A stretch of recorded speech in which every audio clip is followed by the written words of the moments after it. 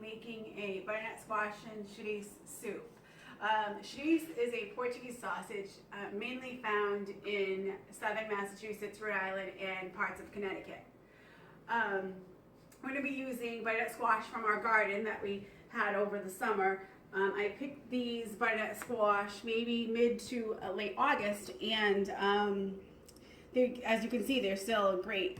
They're not the biggest that you would find in the grocery store, but we don't use any sort of pesticides or fertilizer on them, so they don't get ginormous. So I'm going to take these two. The recipe below is going to show one butternut squash, but these are what's left over from our harvest, so they're not that big. So I'm going to go with these two. And first you're going to need to cut and peel the butternut squash. And we're going to cut it into chunks and we're going to bake it. All right, so all the seeds are out, so now we're just going to peel it. I mean, I guess you could probably use a carrot peeler. I like to use a small knife and just peel it this way. So you do that to all the pieces. Well, I have four halves here. Okay, so I have them all seeded and peeled, and we have over here, we're keeping this because we compost all our, most of our food, including coffee grinds and eggshells, anything that will compost. So what I'm going to do is I'm going to cube these all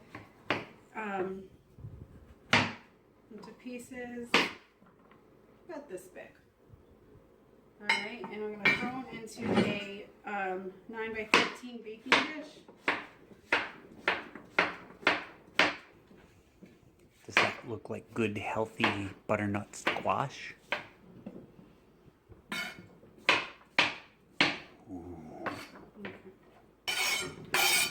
Full of flavor. Okay, so next, we've got it all here in the baking dish, and we're going to take some extra virgin olive oil. The best kind to get is the first cold pressed or naturally cold pressed, but extra virgin. I don't measure, maybe that was about a tablespoon or so. And then I'm going to put some Himalayan pink salt on it just for a little bit of flavor. You can use just regular sea salt. You don't need to use the Himalayan salt. Just a little bit of flavor and a teeny bit of garlic powder. Okay, just a little sprinkle of that, and then I'm going to toss it. Toss it, make sure you coat every single cube of the butternut squash. Make sure they're all coated with the olive oil.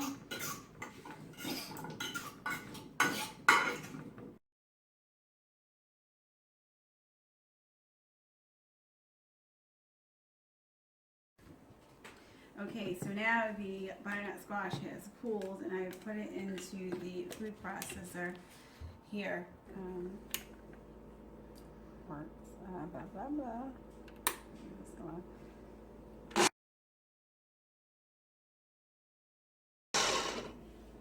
Okay, so that's pretty much done. I'm going to just put it aside. I've chopped up everything else we need for the soup.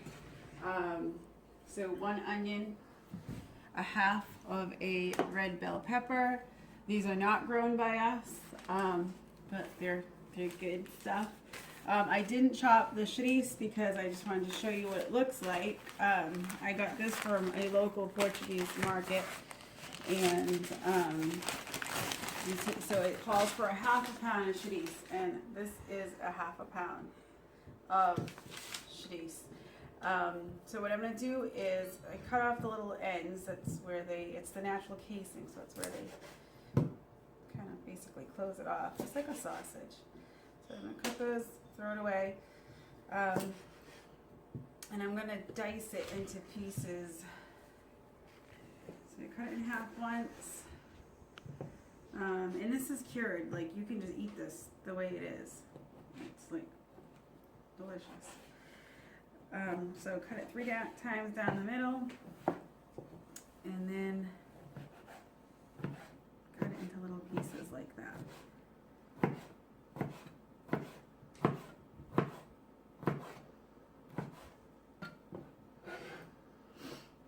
just repeat. So, till the whole half pound is cut. Ready? Okay, so I'm gonna heat the stove to about medium heat. My stove's a little crazy. It says medium, but it looks like it's on high. So add about a tablespoon and a half of olive oil, and the onions, one chopped onion, and a half of chopped pepper. I've actually never made it with a pepper, red pepper. I'm going to I'm trying this, but I think it'll be good. So you just saute that for a little bit. And before I add the chorizo to the pot, I meant to say earlier that the chorizo can be either mild or spicy. And I use the mild because the mild is already pretty spicy, so the spicy is really hot. So now that the onions are a little golden, I'm going to throw in the chorizo.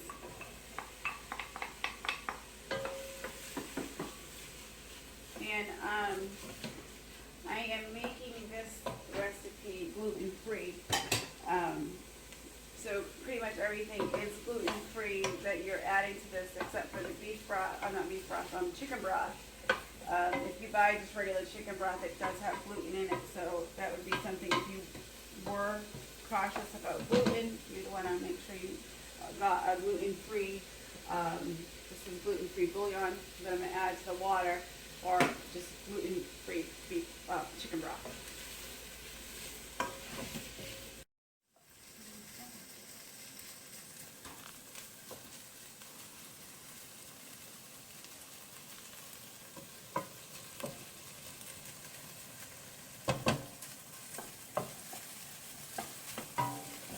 This is a nice warm soup to have in the chilly weather we're having. It's about 27 degrees outside right now. We have the wood stove going, and this is a great soup to have tonight. Alright, so if you look at the meat and the veggies, pretty crispy, golden. So what I'm going to add now is the pureed butternut squash.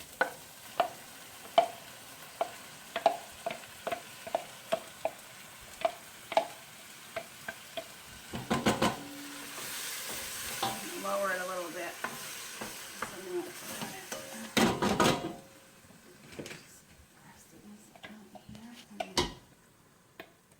And then the recipe calls for 3 cups of chicken broth. So, I don't have chicken broth, so I'm going to use 3 cups of water, a tablespoon of the gluten-free chicken broth. Chicken bouillon for flavor. Okay. So then we're going to put the heat up a little bit and bring this to a simmer. Just stirring it to blend all the ingredients.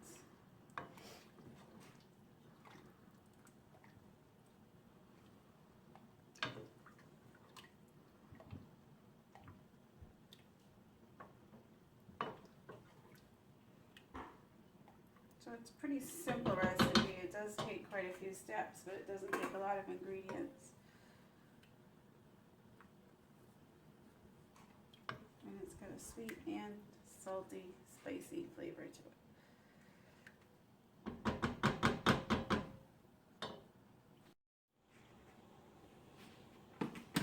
Okay, so it's starting to simmer a little bit.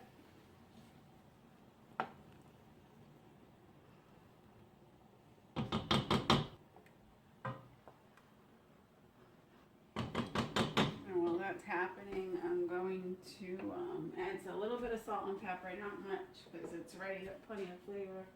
So again, it's add a teeny bit. and some ground peppercorn.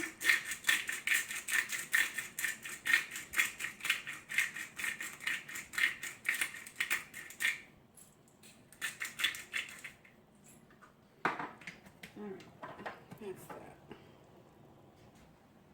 Okay.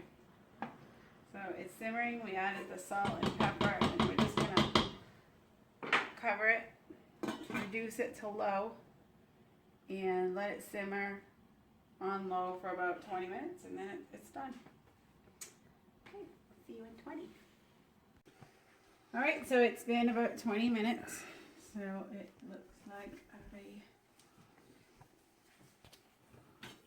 looks like we're done and we're good. So I'm going to shut off the heat. And